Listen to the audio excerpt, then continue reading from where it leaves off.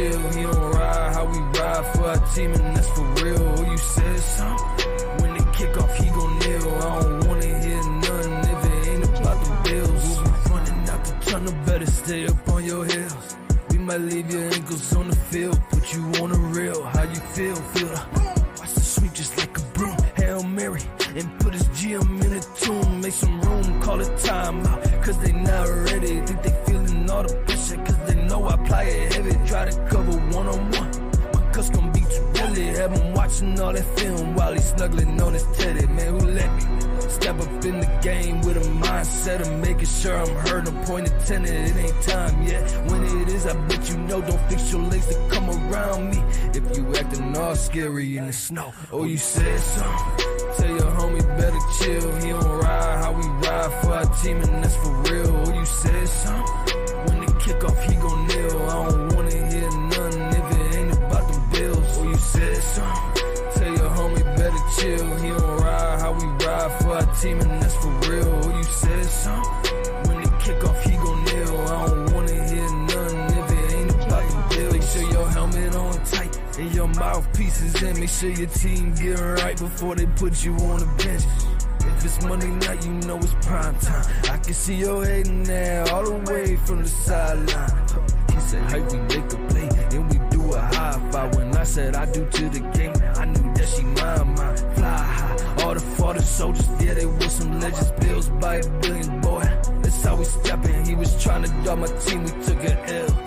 But I bet by next week, we gon' breach and give him hell. Put you through a table, we not using any weapons. Let me know where you from, how you coming, what you reppin', call the reffin'. Oh, you said something?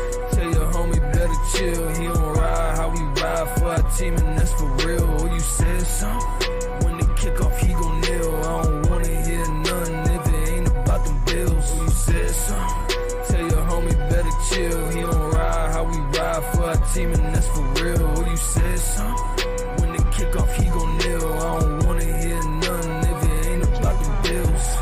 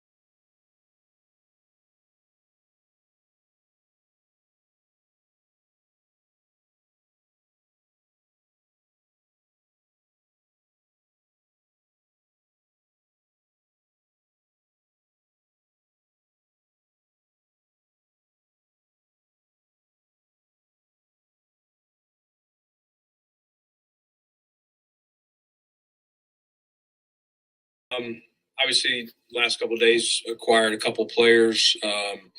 Rasul Douglas by trade from Green Bay. That's still not 100% finalized. You know, not a lot of direct flights from Green Bay to Buffalo. So he's just getting here, getting into the physical and all that stuff. Leonard Fournette, how did he look? And how assuming all that goes well. So I don't know that he'll practice today. Hopefully we can get him out there at least to watch at some point. You know, and then we'll take it one day at a time. You know, that'd be up to Sean and the coaches how much or what his game reps would look like this week. And then Leonard Fournette, added him to the practice squad. I've been talking to Leonard for a little bit. I got to know Leonard back in the pre-draft process. If you remember that draft, he went forward, and we took McCaffrey when I was in Carolina. So I spent a lot of time with him and Christian, and went down to Baton Rouge and spent a whole day with him and got to know him. So know his background, and so it's good to see him again. He's obviously had a nice career, won a Super Bowl and all that good stuff. So just at this point, he waited long enough. He was ready to join the team, and so I'm excited to get him here as well, starting him on the practice squad. In other news, the Las Vegas Raiders have fired head coach Josh McDaniels, general manager David Ziegler, and bench Jimmy Garoppolo. Antonio Pierce has been named the interim.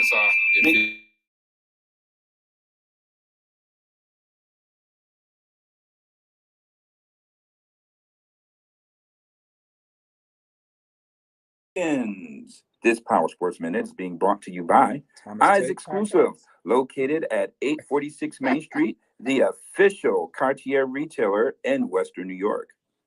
Like,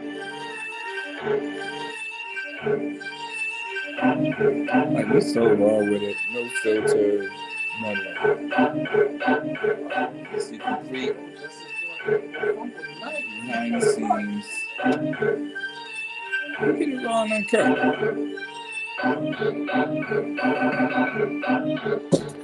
What's good? What's good? What's good, sports world? Welcome to Late Night Sports. I'm your host, Muki Hawkins, on the ones and twos. Come on, man. Your favorite nephew is in the building. And, you know, I guess that since it's cold outside, you know, now he want to come back and hibernate and, you know, when now he want to, you know, hold the controls now. You know what I mean? Summertime is officially over. So now he's back hibernating right here, holding things down. He's done having fun. He just got back from Vegas and everything. So, you know, it's a visual. Joining me inside the booth, I have my guy, Justice, the general fan base extraordinaire, is in the building. And we're going to talk about, obviously, you just heard, you know, Brandon Bean talk about the pickup with Rasul Douglas and Leonard Fournette. We're going to chime into that. You know, we're going to also, you know, really dive a little bit more in depth for Bills and Bengals. You know, what is really going on? You know, will the Bills be up for the challenge in Cincinnati, back to the scene of the crime? And, you know, obviously you have high school playoffs. You know, we got to talk about that. We're going to break down the seedings in just about every bracket from double A to B, you know, for the most part on the day. And, you know, we have added. So, Justice, let's talk a little bit about, you know, what transpired over the, you know, I guess the past week with the Buffalo Bills bringing in Rasul Douglas in the trade. The Bills got Rasul Douglas in a 5th-round pick, and, you know, the Bills, you know, giving up a 3rd-round pick for Rasul Douglas. So, care to talk about that pick? Oh man, that's a no-brainer. Like, if you could go get that, that's easy. Rasul Douglas, you know what I mean? He's a top 10 PFF cornerback, excuse me. Very good talent. He's been with Green Bay for a little minute. He has the most 4-quarter interceptions in the league since 2021. So he's got that clutch factor. He comes in immediately. He can lock down a CB1, CB2 role.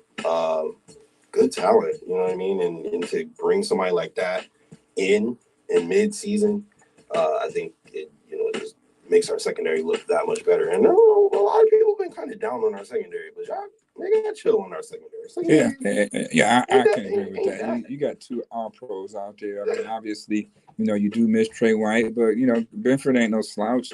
Dane Jackson ain't no slouch either, you know. But Johnson certainly ain't one. Right. So, but, you know, was this a masterful move by Brandon Bean? Because I don't think anybody really saw this move coming. You know, it wasn't no talks of even a Rasul being, you know, out there, you know what I mean, being available.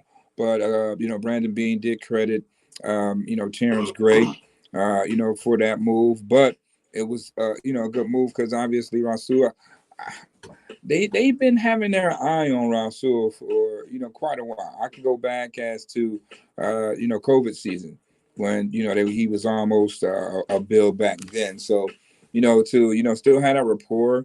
And, you know, like Bean said, he hit his stride at the right time.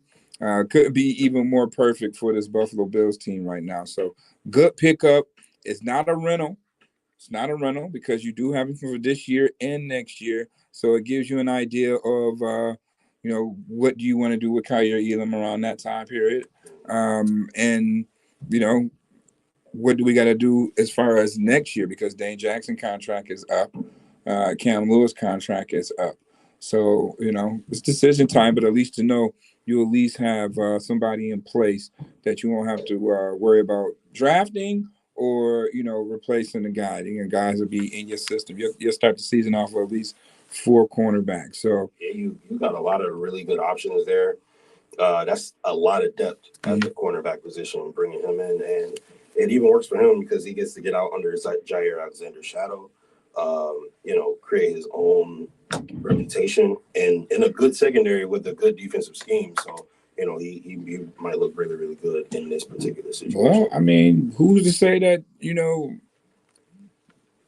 he won't look that way. Jair won't look that way if that guy's not there now. Who's to say that? So, we'll see. I mean, step out of the shadow. I wouldn't know. I think he just really came into his own, like being said, at the right time, and he has, the measurables. I mean, he's 6'2", 210 pounds. So he, played at West Virginia. So we know he plays in cold weather.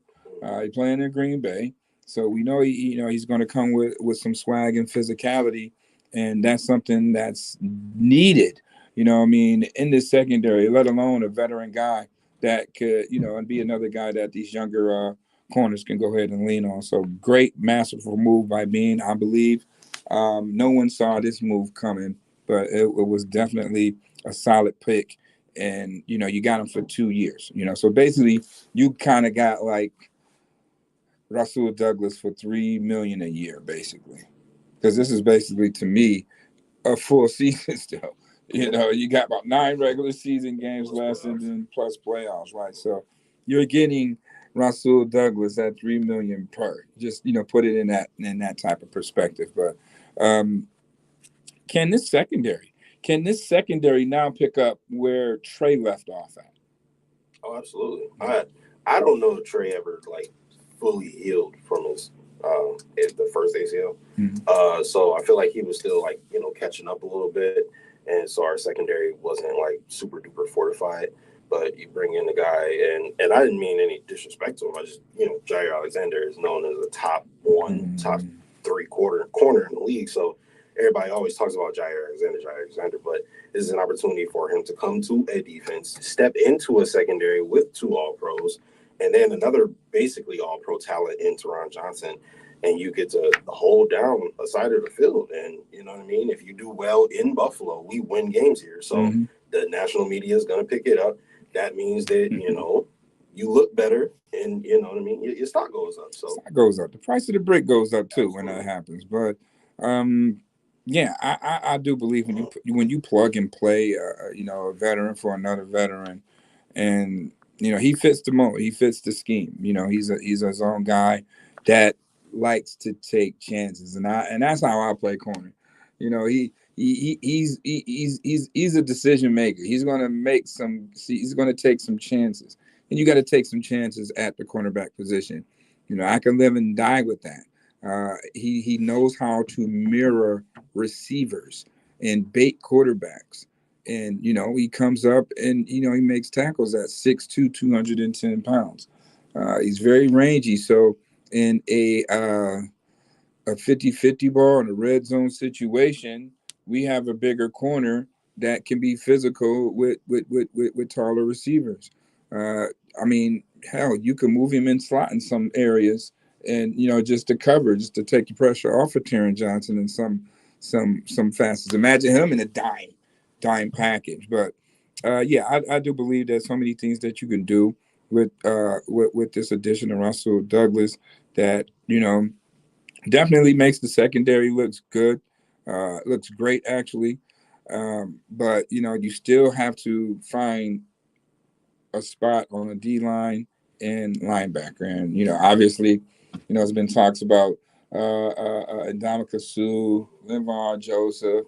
I even throw Akeem Hicks out of there. Which one of the 3 would best suits this Bills defense? I'm not gonna lie, Akeem Hicks is a dog. I mean, all of them are dogs, but Akeem Hicks is a different beast. More recently, I would say, than the other 2. I've seen Akeem Hicks just go out there and ball out recently, so I feel like bringing him in, any of them, really. But for me, for my money, if I was making the decision, I would say Akeem Hicks. Okay. You know what? It'd be hard to pass up on the Ndamukong Suh. Really. Right, because we know he's a force to be reckoned with, and he's a dominant run stopper. So I would have to say Suh 1, Hicks 2, and Joseph 3, if I had to put it in some sort of order. 1A, 1B, 1C. So, yeah, that's how I'm going to go with that. Moving on the offensive side of things, though. Leonard Fournette. All right, Leonard Fournette, I guess made an appearance at practice today, a uniform. And, Justice, what was your thoughts on, how did Fournette look? Did he pass the eyeball test? He certainly passed the eyeball test. Dude looked jacked. Everybody on Twitter just kept talking about him, like, as far as his physique, how he physically looks. He looks like a freak. He really does.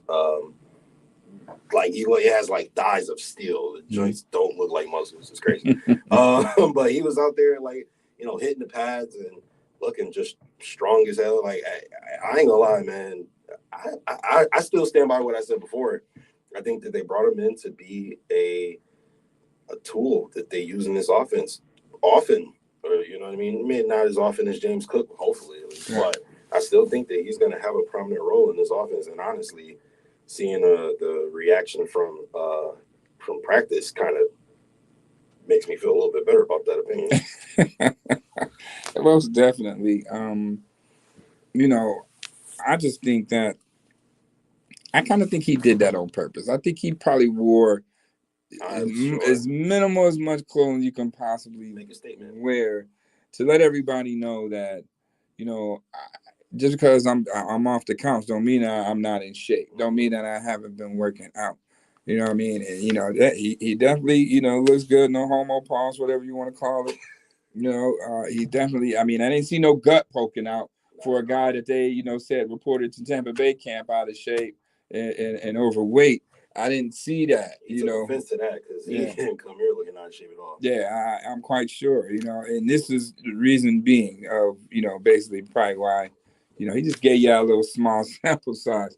Especially where he was just bench pressing the dummies. Like, you can just imagine that in some pass pro. But I would say, yes, he would probably have a more prominent role in this offense than probably Damian Harris would because, he can do more. He has a little bit more ability. He's obviously he's bigger, and he can catch the ball as well. So he helps a guy like Josh Allen and pass pro when you got a 6'2", 230-pound running back, that can catch, that's a vicious physical pass protector, that's a violent runner. It hurts to tackle this guy, especially in the cold.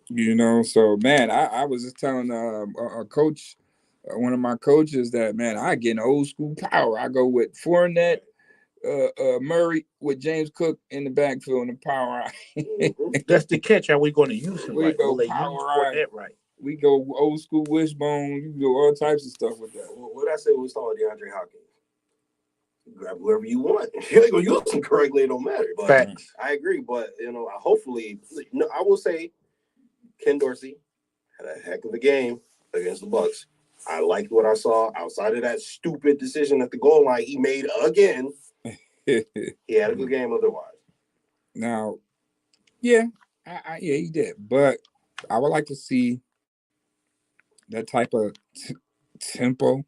Yeah, agree. In the passing game with the Bills. They look real good. Mixed with some some under center runs. You still can have that type of tempo under center. Yeah. Now, mix it up. Like when you're up 14. Put your foot on their throat. Run the ball. See, everybody get caught up on keep the foot on the gas. I'm with that. Put your foot on their throat. Okay, well then, guess what? Teams are not going to allow you to keep their foot on their throat. You could still put your foot on their throat by running the ball, though. Right. You gotta run the ball, because if I'm not just going to let you beat me 6 straight times with throwing the ball. You have to, you have to run the ball at some point. Control the game. Yeah. If you're up 14 points, run the football. Keep your defense fresh. Keep them off the field as much as possible. Protect your quarterback. Run the football. You don't have to take the hits if you're running the football. We're up 14. How many more points do you want to win the game? So I just don't understand. You're up 14. We need to establish some sort of run game just in case we need to. All right. That's all I'm saying. So if you mix that type of tempo that the Bills did have in the passing game versus Tampa Bay with some runs under center with play action, nobody would beat this Buffalo Bills team. Hands down. Nobody beat this Buffalo Bills team. If they came out with that same type of passing style. But when you're up 14, get under center and run the ball and mix it up with some play action. All right. Now you're controlling the game. You're eating the clock. If we need to change the tempo to get back up on you like this, we can. We just showed you that we can do that. But when you keep doing it over and over and over and over and over and over and over and over again, teams are going to catch up to you and put it into it. But guess what? Oh, it's been working the past couple of weeks. Why is it not working now? So you keep trying to say, oh, we got to do this and get in rhythm. Teams are not going to allow you to get in that rhythm. So you have to mix it up. When that type of tempo allows you to go up 14, you should be able to control the game by getting under center, running the football, and using play action, to make the big plays down the field for you if you need to. All right, the game get tight. All right, let's go NASCAR. Let's get back, blow the water out, create the tempo, and do that. That's all I'm saying. That's all I'm saying. That's all that's needed. If they can make those two a marriage, won't be a team out here that will compete with the Buffalo Bills, the Philadelphias, the San Franciscos, the Miami Dolphins, and yeah, I'm gonna throw the Bengals in there too. They on deck for this week. So yeah, Chiefs, Cincinnati, Chiefs. The Bills already slugged it out with them. It's a matter of getting Holmes down on the ground. I mean, Chiefs ain't got enough firepower in my eyes this year. Oh, I agree. I don't think so. I don't put them up there. With them type of Joneses. I learned my lesson. I was you the last 2 years, so I learned. I'm gonna cool it on the Chiefs talk. I'm gonna cool it on. But that's kind of like automatic though when you talk about offense. Yeah, fair enough. That's kind of automatic. But when the Bills are, if they get that marriage again with that type of tempo, and you get up 14, man, just get on the center, run the ball, establish the run, create some play action, and you may go up 21. All right, then go and create the tempo and go up 28 again. Now that's what we call a good old fashioned, what? Cannon. Right. That's it. That's all I'm saying. So we do got Bean talking about the situation with Kyer. Obviously we brought Rasul Douglas in, right? So, what's going on with Kyer? And I know that, he was rumored to be traded away. That didn't happen. And, he's here now. So what do you think, what do you think is going to happen with Kyer Elam here as a Bill? Honestly, I don't think he's untalented. I don't think he's a bust. I don't think he had a bad rookie season. I still maintain that they didn't play him all season, then brought him in versus Calvin Ridley, which is insane. So that's not going to be a confidence boost for anybody, any corner in this league if they don't play the first 4 or 5 games. Mm-hmm. I still maintain that he's very, very talented. He has the athleticism. He has all the intangibles. I can't really fathom why he's not playing, but I don't want to give up on him. Same situation as Wyatt Teller. You kind of give up on him a little too fast. Now and then he's all pro the next season. You know what I mean? I think that giving up on Kyer Elam right now would be it wouldn't even be fool's gold because you don't get anything. He's a first round pick you was going to give away for a 3rd rounder. I would not be okay with that number. Right, wouldn't be okay with that. And then, you got to give it time. Whatever it is, you got to give it time. It's not like you're paying him $5-6 million a year. All right, he's on a rookie deal. You got to give it time, no matter what it is. You drafted him. You drafted him for a reason. You cannot just draft somebody in the first round and then the very next year he's on the trading block. That just doesn't happen. I don't think that happened to anybody that was drafted in the first round, got traded, the very next season. And I don't think who numbers were better than Kyer Elam's last year. I know somebody put something up that compared the numbers on Twitter. The man versus zone, because everybody was talking about his man. Yeah, he was the best zone coverage corner on the team. Yeah, who put that up? Who put that up? On one want to say that was it Hansa? Judge Mathis. It was Judge Mathis. It wasn't Uber Hansa. I don't know why I thought it was Uber Hansa. But yeah, so I gotta find that. I gotta find that stat right there where it compared Kyer with all of them. Trey White, Christian Benford, Dane Jackson. You know, I want to get that stat because numbers don't lie. So, you know, speaking, you know, of those numbers, we got Brandon Bean on deck, right? Let's hear what Brandon Bean had to say in reference to stand by his talented cornerback. He had to say no more fumbles on the play. Yeah, I mean, Kyer, not everything's been perfect, and he has had a nagging ankle. We're discussing whether to shut him down or not and let it heal. So he has been a scratch. I wouldn't say he's been 100% healthy scratch, but part of it has been, you know, it hasn't worked out perfectly. You know, in the game so far, he was inactive to start whatever until Trey got hurt, but. You know, still know that Kyer can play, and some of the same things I just talked about with Rasul. You know, not everything worked out for him. I know Josh Norman is here. You know, in Carolina, we drafted Josh in 12, and I know there was multiple times we had to sit Josh down, and just I believe it was middle of his third year where the light came on, and the next year he really flip the switch. So I'm still very hopeful. Kyer's here working hard. He's doing everything.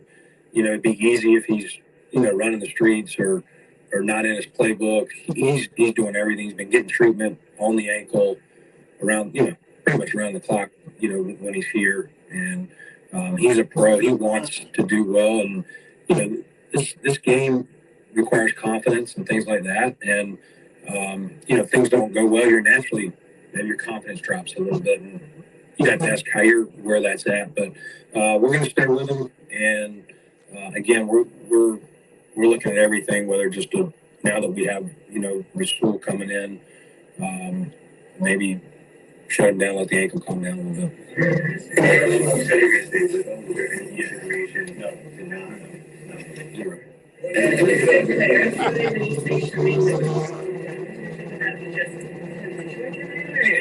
Just I mean, IR is it's 4 weeks now, so you put them down, see where it's at, see if we do that move, if we do it, we would do it to make sure he's 100% before he goes back out there. So if that's 4 weeks, 5 weeks, whatever that is. There it is. There is Bills General Manager Brandon Bean discussing the Kyer Elam situation and how he is sticking with the talented corner. There were some rumors out there that there was some interest, and you know, it was a third round pick to be mentioned, but you know, I spoke with Bean, and Bean said, you know, nothing was offered, you know, of third round or anything in reference but pick. But he did hear those teams did contact him about Kyer, but nothing was offered as far as draft pick. So moving on, nothing materialized. Kyer Elam is a Buffalo Bill, for the remainder of this season, and you know, wherever it is, if he has to get better as far as going out on IR and letting that ankle heal, then I would rather have Kyer Elam, you know, for the long haul rather than being on IR this season. You think you got an ankle issue? Huh? You think you got an ankle issue? Yeah, but I don't think that it's to a degree where it's that severe because I mean he played games. You know what I'm saying? It's not like, you know, the last game he played in, you saw him twist the ankle and then he was limping off the field or whatever. Fine me. You know, I mean, maybe it could have happened in practice. It could have happened in practice now. But you know, it hasn't. Weeks of hasn't been on the injury report. DNP, right? Yeah, hasn't been on the injury report as such. It's on there now. But is it a possibility that Sean McDermott is just completely fine with playing in our faces at this point? I guess. I'm not sure. The Stephon Diggs thing where he said it's concerning or whatever the case may be, then backtracked and said that he was in the facility, then he left, which caused the national media story. It's like, he gotta be. I genuinely don't believe anything about this ankle thing. I'm not gonna lie to you. I'm just being honest. Hey, we'll just have to wait and see. Hopefully, in 4 to 5 weeks, Kyer will be ready to roll if we need him, and everything will be resolved. Water under the bridge, as they say, right? Water under the bridge. But yeah, here it is. Being sticking with Kyer. It's not a sprint; it's a marathon. He's only in year 2. Normally, you would have those. What do you call that? The sophomore slump, right? You get that sophomore slump. Let's just say Kyer is having a sophomore slump. Whether it's self-inflicted or not, we don't know. But let's just call it a sophomore slump for now. You still have a lot of season left. So go back to this up-tempo now. When we talk about this Bills team and up-tempo versus the Buccaneers, I did like, how they got things going. You want to start a rhythm. If you want to pass the ball, you have to start with your quick game, right? You have to start with your quick game to establish rhythm in the passing game. Coach Dorsey had an excellent game plan on doing just that. He got the ball out of Josh's hands rather quickly and efficiently, effectively. They were able to move the ball. Guys got a lot of catches. Josh was efficient too. I mean, completing 75% of his passes. So, he was rather efficient. But again, they're still missing that element. They was that efficient. They did get good up tempo. They did get good rhythm, but Tampa Bay was still in the game. I don't think that was the offense's fault. Yeah. Why do you don't think that's the offense's fault? Let me. The offense didn't play a part in it. We can't point blame just on one thing. You don't think? No. See, for me, the way I look at it, offense played great in the first half, right, and then the second half they played good, but I feel like they put themselves behind the 8 ball a little bit sometimes with penalties, things of that nature. So it'd be 3rd and long as opposed to 3rd and medium or whatever the case may be. So now you get 13 out of 15 yards, and now you 4th and 2 on the Tampa Bay 43-yard line. Go for it. Like it irks me so much that people are like, well, our punter is hot right now. Our quarterback is hot. Who cares if the punter is hot? Like, it got Josh Allen. Go for it. And that's, to me, those 4 punts, 3 really, the first 3. The 4th one, or whatever. The first 3 punts, 4th and 1, 4th and 2, and you not going for it with Josh Allen, and he's the most accurate quarterback in the league this year. Go for it. And then so then you say, oh, if they don't make it, then Tampa Bay is at their own 45-yard line and they have half the field to go. Well, we pinned them down at the 6. They went the whole field and drove for a touchdown. So how many minutes is in a quarter? 15. 15. So the Bills, for the final 20 minutes, punted the football. Why are you punting the football with a 14-point lead? Because you have Josh Allen. How many times did they run the ball out of those 20 minutes? That's probably the questions I need to ask. I really don't right. know. Right. You're going 3 and out and you're punting the football. And guess what? What does the other team have to do to get back in the game? But it wasn't even like 3 and outs on incomplete passes, though. It wasn't like the clock stopped. It was just the clock did stop. For the 3, they completed passes on 3rd down, which led to 4th down. No. Remember, okay. Let's recall 3.5 minutes going back before the 4th quarter end. It was 2nd and 2, right before the quarter ended. They didn't even have to snap the football. Yeah. They didn't have to snap the football right there. They could have just let the clock run out, go into the 4th quarter. 2nd and 2. Yeah. Josh gets sacked. Now it's 3rd and 13. Yep. You know what I'm saying? Like, why is you even in the passing situation right there? Why? That was just Josh trying to. No.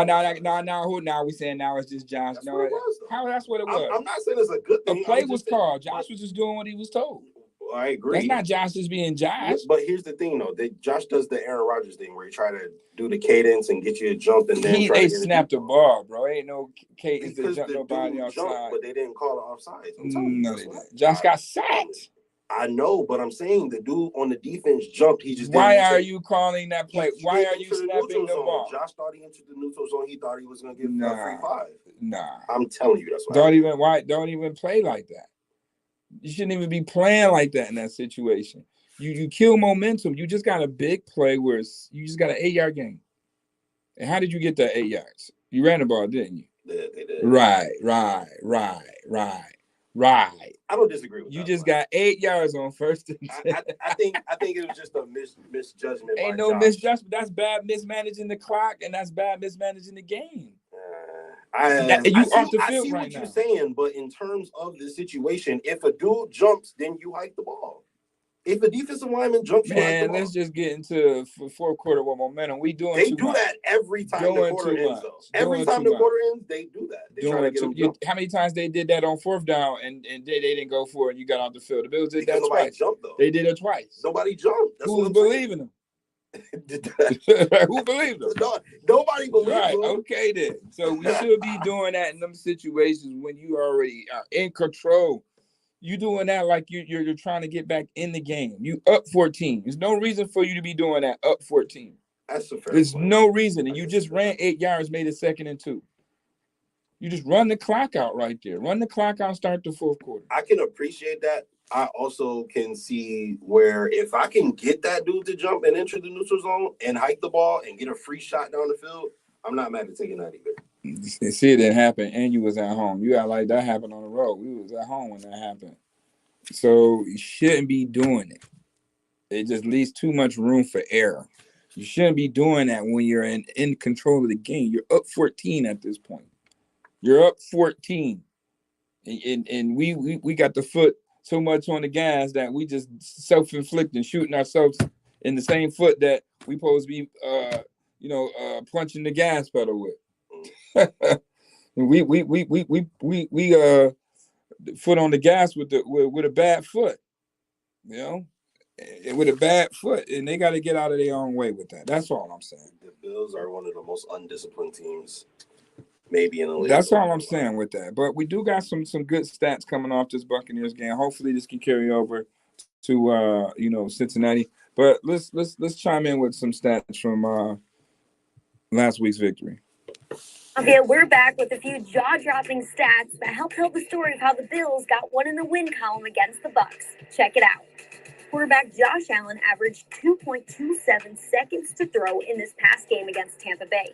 This was his quickest average time to throw in a single game in his NFL career. The up-tempo passing game used by Ken Dorsey in the offense helped Allen face the lowest pressure rate in a game of his NFL career, only 13%. It proved to be a success as the QB finished with a 77.5% completion percentage. The Rook, Dalton Kincaid, didn't really look like a rookie in his breakout game. The tight end played a season-high 83.8% of the offensive snaps. He was aligned all over the formation, tight, slot, wide, and even in the backfield. Kincaid caught 5 of his 7 targets for 65 yards and had his first career NFL touchdown. Second-year wide receiver Khalil Shakir also had his best game of the season. Shakir was the main character of Buffalo's 3 wide receiver sets. He set career highs in targets, receptions, and receiving yards in Week 8. Shakir also played a career-high 45 offensive snaps. This 66.2% play time is also a season high. We love to see the Bills spread the ball out and get all of their weapons involved. We hope to see a lot more of this come Sunday night against the Bengals. All right. That was my girl, Maddie Glab, doing her thing out there. Great info, great stats, especially Josh Allen with 2.27, man, the quickest of all time. So, again, if the Bills could start off with that type of tempo, get a lead, and then start running the football. Establish your run game. Give your run game a chance. You got James Cook out here getting 5-6 yards a carry. So let me tell you, so you mean to tell me we got Leonard Fournette right now, and this is what we're going to do? This is what we're going to do. That's what they've been doing. They've been doing this for a minute. Crazy, man. You got to run the ball. Why you think they call him Playoff Lenny, a.k.a. Lombardi Lenny? You run the ball. You made that up, didn't you? Lombardi Lenny. No, he went from Playoff Lenny to Lombardi Lenny. Look, Tampa Bay went in the playoffs until who came? Playoff Lenny and Tom Brady came. Then they changed their name. You know what I mean? Lombardi. You know, once you win a Lombardi, can't be playoff Lenny no more. It's Lombardi Lenny. So we went and got Lombardi Lenny. He has to have more carries. You know, your run game has to have some sort of upgrade. What's the percentage split between the 3 running backs? I'll say if the Bills cater to doing 25 runs a game and 35 passes a game, you will have to give James Cook. You have to give James Cook 16 of those. And, you know, and 5 and 5. I don't know. Somewhere in between there. But, you know, what's name can catch the ball too. So you go 5 and 5 catches. You know, let Latavius Murray just be your straight bruiser, your short yards back, end zone type of guy. Let him shoulder that load, 5 to 6 carries, or every time you get in the short yard situation. Little Fournette, he's a little bit more younger, a little bit more tread on the tires, physical, and he can catch the ball. So, you know, he can do just about anything within the offense. But you got James Cook, who's an elusive change of pace back. He's electric, you know, in open space. So you have 3 deadly combinations that they're really not accentuating together right now. You know, and that's what's needed to help this offense. You know, don't just put it all on Josh. Sometimes we're gonna keep putting this on Josh. Talk about getting Josh some help. Getting Josh some help requires that you run the ball too in time, especially when you taking running away from him. You taking the running away from him, and we not running the ball at all. Like, how teams are gonna? You got to replace that production. Right, you're making yourself one dimensional. It ain't even the defense making it. You're making yourself one dimensional by doing that. That's all I'm saying, and that will catch up to you like it did in the divisional playoff against the Cincinnati Bengals.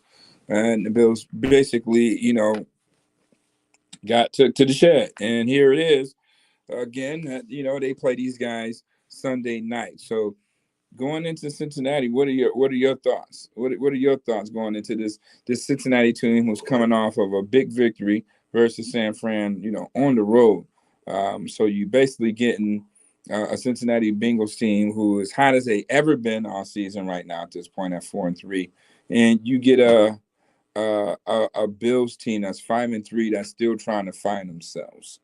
You know what I mean? So give or take, Cincinnati is a 3-point favorite in this. What do you think is necessary for the Bills to do to overcome, you know, what Cincinnati has done to them in the past? See, I certainly believe that the Bengals are still trying to find themselves. They had a good game. I give you that. They had a good game versus a very good team, and you know they deserve kudos for that. But I don't think that means they figured it all out and they got it all together. Mm-hmm. I think they had a good game plan. You know, Brock Purdy is a good quarterback, but Brock Purdy don't face a ton of great defenses in order to just be out here with, you know, MVP voting and you know, top 5 quarterback ratings and stuff like that. You know, he's still got to earn his stripes for the most part. And he ran into a buzzsaw. You know what I mean? Not only that, but the San Francisco 49ers was on the 2-game losing streak prior to that. Right. So it's like you didn't even get the best version of the 49ers that day. So I'm not just like, oh my God, I'm petrified. I asked my Twitter, you know, like who's gonna win, Bills or Bengals, and it was a good like 75% of people who said the Bengals, and I'm just like, they gotta show me. Of course, last year was last year. Yes, they basically was about to beat the crap out of us twice. And they did once, and then the first time, it certainly looked like it was headed that way, although the offense was moving the ball for the most part before the injury happened and the game shut down. But, you know, in the snow, obviously, they really couldn't move the ball versus the Bengals. Yeah, 5 wide. I think that being in Cincinnati this time, I don't expect there to be like a significant amount of snow, so I figured the Bills would be able to go out there and run their offense. It's snowing in Ohio. Is it? It's snowing. Yeah, UB was playing to lead on the snow, even though that's a little bit further than Cincinnati. But I mean, it's snowing out there too, so you never know. I got to check the weather and see what it's going to be like Sunday night. I'm still confident that the Bills get it done. To be honest, Let's think Josh is the best quarterback in the league. He's playing like the best quarterback in the league. He's the best rated quarterback in the league and the most accurate quarterback in the league right now. And what he did last week was he got back to finding his checkdowns. Immediately, he was hitting James Cook. Immediately, he was hitting Deontay Hardy and Khalil Shakir when they was coming out the backfield. Dalton Kincaid right there over the middle. Like, I was liking that because now it's like you got to pick your poison. You could do cover 2, cover 3 shell, whatever the case may be, but now you got to cover the underneath too. And Josh was basically like eliminating the underneath. He was just looking downfield exclusively at a point. And it's easy to handle that, especially if you're not going to utilize the middle of the field or the short game.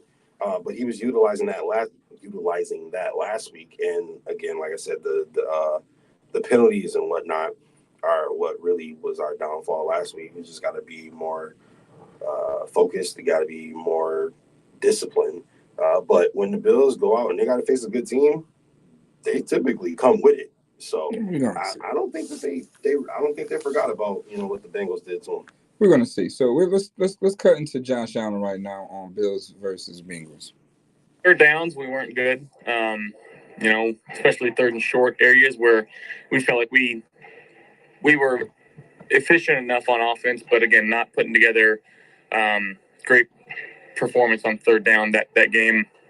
Obviously, they had a plan to, change our eyes in protection, and whether they want to get back to that again, I guess we'll find out on Sunday. But at the end of the day, it comes down to executing, and that's something that myself and this offense didn't do well enough in the playoff game was execute. So, obviously, the season's had a lot of ups and downs, and we're just trying to take it one game at a time. And this is a really good defense that we're going against, and led by another Wyoming Cowboy, Logan Wilson, who's maybe the best linebacker in the game right now. He's flying around. He's super instinctive. Their front is really good. They got 4 guys up front that can go. And I think they're playing really well in the secondary too, and playing and tying it together with their D-line, and they're playing good football right now. So we got to be ready for whatever they can throw at us, but obviously it comes down to executing on Sunday night. Obviously, it definitely, boils down to, executing and, creating this tempo. I know last year I asked Josh, what did Cincinnati do that made things difficult for him? And he was just talking about, how they were, using a lot of simulated pressures and, showing one look and then, end up doing another. So, I wonder if Josh remembers that and really has a keen eye for what Cincinnati is trying to do. And hopefully he can pick that up and diagnose it, rather quickly, because that is a strong suit of Josh. He's so smart, and, his football IQ is off the charts. People don't really give him enough credit for that. Even coming out of Wyoming, he was lauded for having, a good football IQ. Being great on the whiteboard. Right. So, I hope he remembers that and understands if Cincinnati comes back out the same way, how to beat it. How to win some battles out of it. And, on the flip side of that, I want to see if Cincinnati offensively line Jamar Chase up as the number 3 receiver. They did that last year out of trips. Let me see if they're going to do that again, just to remind the Bills, okay, remember this formation? Let's see what you learned from this. And if they haven't learned to adjust from that, it could be, a tough situation for this Bills defense if they don't figure that out quickly. Another thing, they're definitely going to run the football. They ran the ball quite well up against the Bills with 3 linemen from the practice squad. Right, last year. Let's keep in mind of that. It was 3 linemen they brought, off the couch and off the bench and dominated up front against this Bills defensive line. So, I'm quite sure that's something that's playing in the back of those minds' heads. And, this is a keen opportunity to get that bad taste out of their mouth. So, we'll definitely are going to see.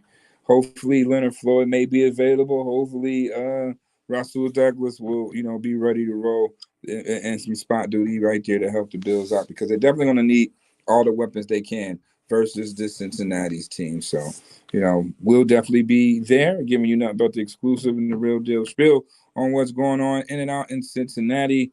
Hey, just make sure you link into www.power965radio.com for all exclusive interviews and stories concerning Bills and Bengals. This week, it is high school playoff time, though. All right. And, we got some Final Fours in action, especially out of Double A. All right. We got Orchard Park versus Bennett. That's your 1 versus 4 seed. In Jamestown at Lancaster. Who wins and why? Which game? Bennett and Orchard Park.